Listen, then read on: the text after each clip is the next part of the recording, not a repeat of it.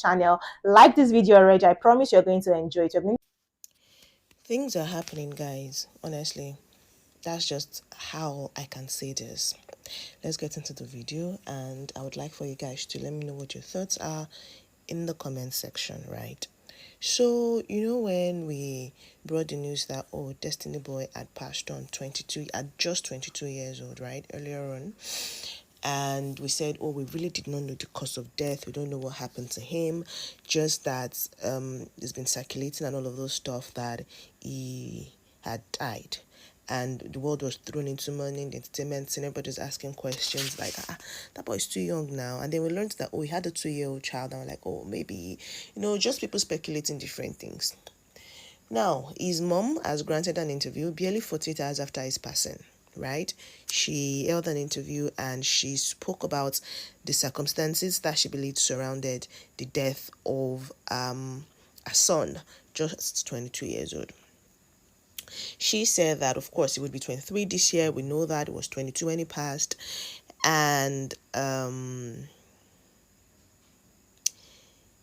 when she said all of this started, she believed the circumstances that led to his final passing happened or started 2 years ago when he was 20. Recall that I mentioned that he had a child about 2 years ago, so that was around the time he gave birth to his child. Also, somebody who is priest, is herbalist, right, came online also to rant and talk about what he knew and all of those things.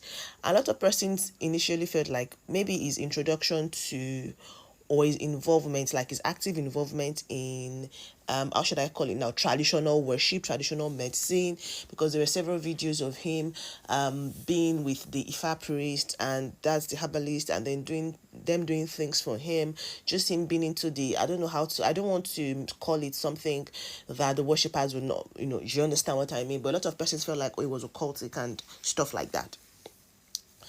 So the mother said, well, 2 years ago when he had his baby, they wanted to do the naming. And so the herbalist is priest. Let me just keep calling him his priest, you understand? His priest is referred to as Ifayomi. That the priest was like, oh, come and take a cow just to celebrate your child's birth, right? For the naming ceremony in Nigeria, it's typically like 7 days after the birth of a baby that they hold the naming ceremony, and depending on the family, it could be like a large event or a very small situation. Apparently, Fayemi really liked Destiny Boy, and so he said, come get a cow. So they were going to his house to get a cow, right? And then he fell down. Now, I don't understand. Some people are like, maybe he fell from a bike, or maybe he hit his fall, maybe he tripped or something. But we shall know that, according to the mother, he fell down. And so they rushed him to the hospital. And when they got to the hospital, I don't know how and where.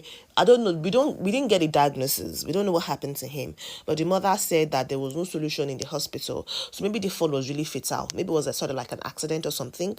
Maybe it wasn't like a trip or, do you understand? And so Ifayomi said, oh, bring him, right? I have something that will help him. So Ifayomi said, bring him. So they took the child from the hospital, took him to his priest's house, and they gave him a soap that they should bath him with it and all of those things. That they did that, but the sickness did not leave him.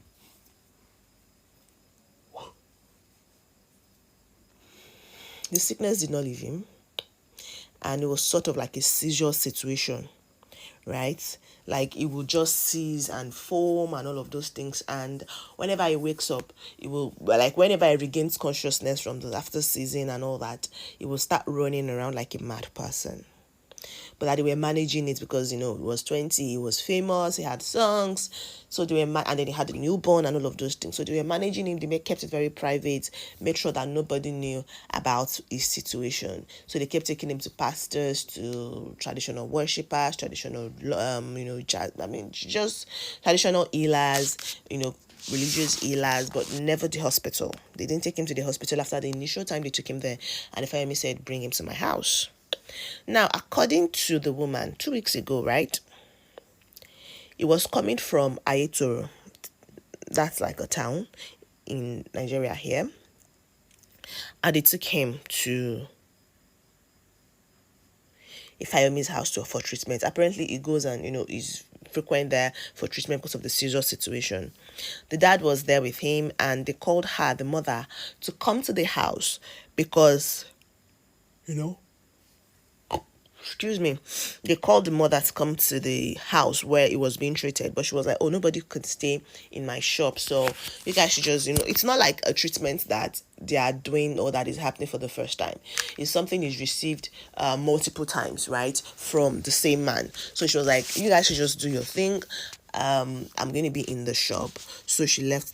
She didn't go there, and that they were calling, but I don't know how and why oh God, so many things are missing, because she said that was 2 weeks ago, right? And then 5 days ago, meaning that the man had been there for a week plus. She called, but nobody picked up. Now, I have a personal question. Is it like whenever he goes for the treatment, he stays there for days on end, that the son could have gone for over a week and she was not bothered to go check or see anything, and she was like, I'm just going to stay in my shop. Let's just be communicating via phone calls. That's just one thing I'm very curious about. Anyway, she said 5 days ago she called him and nobody picked.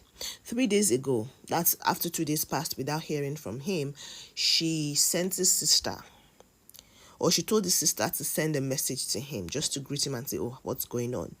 Nothing happened. Then 2 days ago, right, they called him. 2 days ago was when he died. So when she said 2 days ago, she was referring to the 17th of January, right? That was when news broke that this young man had passed.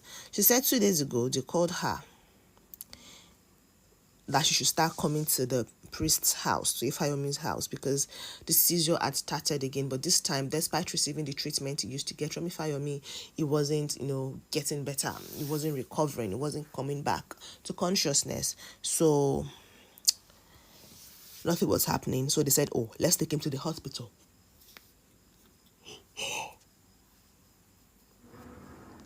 Bear in mind that the hospital was where they took him from in the first time, or the first instance. They took him from the hospital to Ifayomi's house. So they now took him from Ifayomi's house now back to the hospital. By the time they got to the hospital, they decided, the report they got was that he had passed on. So that's what happened, basically, according to the mother. Now, in a twist of things, there's a voice note that has been trending of the mother, laying terrible curses on Destiny Boy. I don't know, for whatever reason they were fighting and whatnot, but she was saying very terrible things. So people like, you that you can send such voice notes, cursing him, yelling terrible words at him. For you to be able to send that voice note, we don't really believe what you're saying. And for you to be willing to grant this interview just 48 hours after your son passed, it means that we're not supposed to take you seriously. And people are beginning to compare it to Mohbad's situation, saying, oh, this was how it started. And before you know it, Mohbad's case has still not been resolved, because the Ogun State Police Command has been involved in this case, saying they've lodged an investigation. They even said that they had arrested a suspect, but we don't even know who the suspect is. Who is the suspect? Because circumstances surrounding his death is still not very certain. We just know what the mother had said.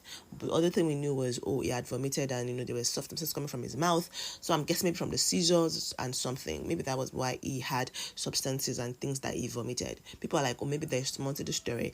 But who was the suspect? Who was arrested? What was his relation to Destiny Boy? Where was he the day he passed on? Was he there? Was he part of people that took him to the hospital? Those are just the things that maybe might make the situation clear. But before we get a final update, or maybe any other updates concerning what happened to Destiny Boy, we still continue to say that God rest the soul of this very, very young talent, and help his family bear this loss. We especially remember his 2-year-old son, and of course, we hope that luck and life continues to smile on the young man. Anyways, that's the story. I'd like to hear your thoughts in the comment section. Like I said initially, let's talk about it. The mother coming to say nothing was wrong with him, and the Diabolist being on the internet and saying his own stuff, and the police saying they've arrested the suspect, and we don't know who was suspected because who was arrested, because according to his mother, the last person that was actively with him was the priest. And I don't think the priest was the person that was arrested. So I'd like to hear your thoughts in the comment section. Let me know what you think. I'll see you in the next one. Thank you for watching this one, and bye.